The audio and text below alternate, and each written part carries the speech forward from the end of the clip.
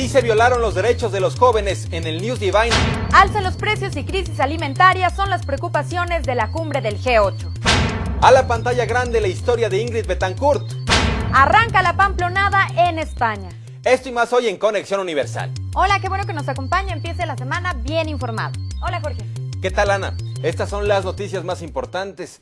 El ex dirigente panista Manuel Espino asegura que los capos del calderonismo han usado a agentes de la inteligencia mexicana desplazados en Europa para seguirlo. De acuerdo con las galeras del libro Señal de Alerta, Advertencia de Regresión Política en México. Ante esto, el líder nacional del PAN, Germán Martínez, optó por no responder a las acusaciones que el ex dirigente manifiesta en dicha publicación. La mayoría de nosotros hemos sido víctimas del gato por liebre, aunque sea en una ocasión. Me refiero a los productos milagro, productos que prometen beneficios que nunca llegan. Nuestro compañero Alfonso Clara tiene la información. Se estima que para el año 2050 la población mundial de 60 años o más se multiplicará por más de 3, pasando de 600 a 2.000 millones de personas. En México, los pseudoprofesionales de la piel lo saben y no pierden la oportunidad para vender los llamados productos milagro, esos que le ofrecen desaparecer las llantitas o las arrugas en menos de lo que canta un gallo. Te garantizan que vas a tener resultados en cierto tiempo. Nunca te hablan de los riesgos, solo te hablan de los beneficios.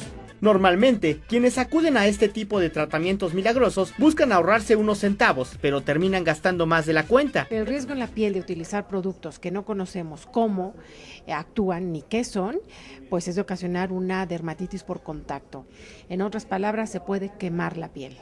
Por ello, es necesario que se informe antes de comprar cualquier baratija de merolico, no sea que usted se convierta en una víctima más del gato por liebre. La gente debe entender que los milagros de verdad, ese tipo de milagros no existen. Alfonso Clara, Conexión Universal.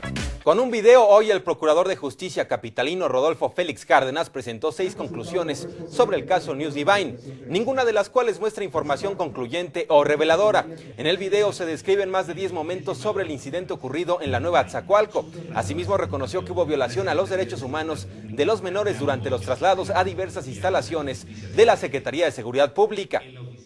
Los hechos ocurridos en la discoteca denominada News Divine tuvieron su origen en una actuación apartada de los principios rectores aplicables para la ejecución de este tipo de operativos, lo que se tradujo en un procedimiento policial mal planeado, mal ejecutado y sin capacidad de respuesta efectiva por parte de las autoridades participantes ante las contingencias que ocurrieron, que impidió evitar, o en su caso, superar la tragedia acontecida.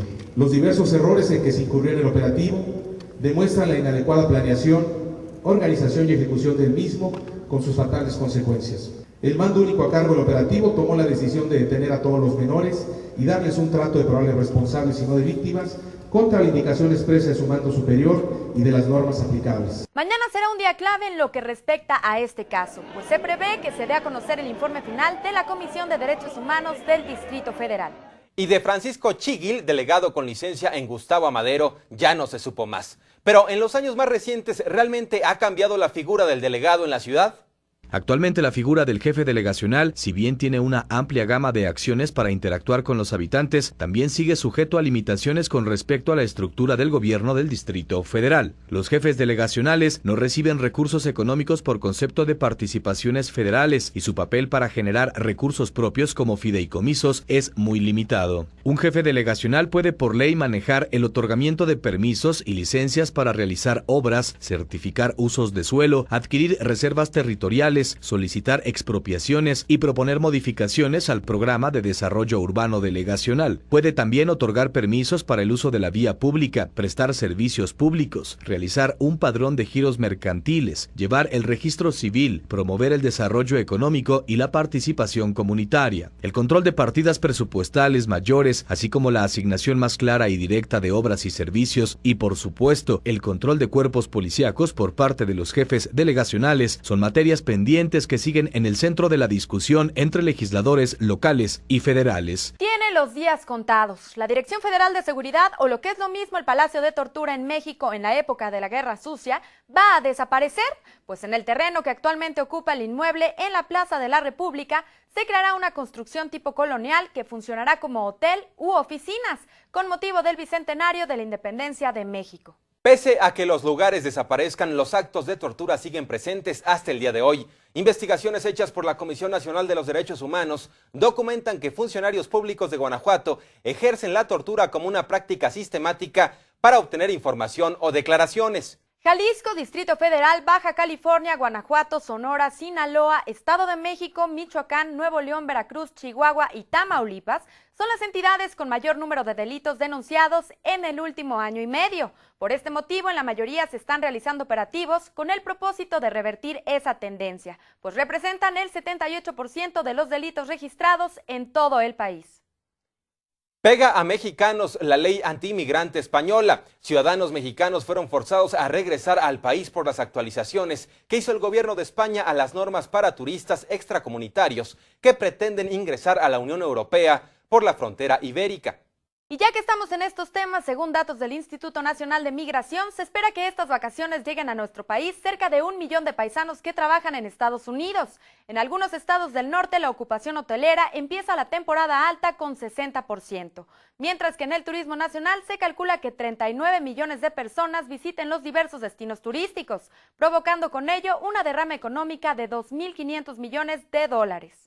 El especialista Thomas Rice aseguró que las grandes economías del mundo emergente deben tomar parte en las decisiones del llamado G8 respecto a la solución de problemas globales, como el encarecimiento del petróleo y los alimentos. Esto en el marco de la cumbre de los países más industrializados del mundo, celebrada en Japón, reunión a la que el presidente Felipe Calderón llegó esta mañana.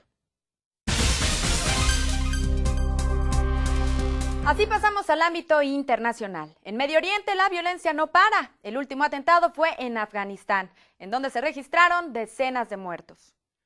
En las últimas 24 horas en Medio Oriente se han registrado 2 atentados en donde al menos 54 personas han perdido la vida. El primero sucedió ayer en la capital pakistaní, Islamabad, durante una manifestación que conmemoraba un año del asalto militar contra islamitas frente a la Mezquita Roja. El ataque del kamikaze a pie fue contra un contingente de policías que resguardaba a los manifestantes. El saldo fue de 14 policías y un civil muerto, además de varios heridos. Por otro lado, en las primeras horas de hoy se registró otro atentado suicida frente a la embajada de la India en Kabul, Afganistán, en donde al menos 40 personas murieron y más de 140 resultaron heridas. Con información de Juan Ramón Ríos, Conexión Universal.